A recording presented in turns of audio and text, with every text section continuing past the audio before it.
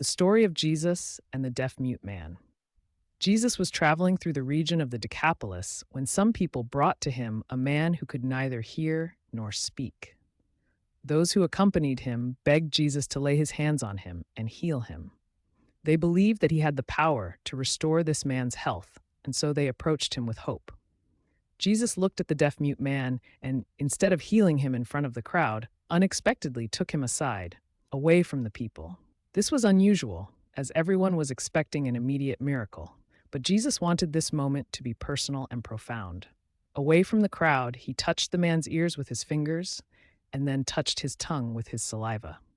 Lifting his eyes to heaven, Jesus sighed deeply and spoke a single word, Ephphatha, which means be opened.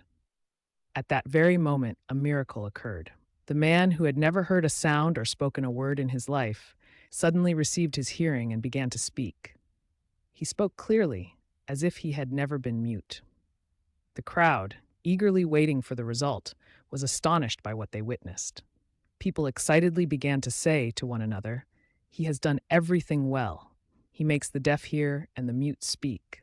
Their amazement was so great that they could not remain silent, even though Jesus instructed them not to tell anyone about this miracle. However, the more he urged them to stay quiet, the more they spread the news about him. This story is yet another proof that Jesus does not simply heal. He does so with love and deep understanding. He did not want his miracles to be mere spectacles, but rather personal encounters that touched the hearts of those he met. By opening this man's ears and loosening his tongue, Jesus symbolically demonstrated that God can remove any barriers that prevent a person from hearing his word and testifying to his greatness.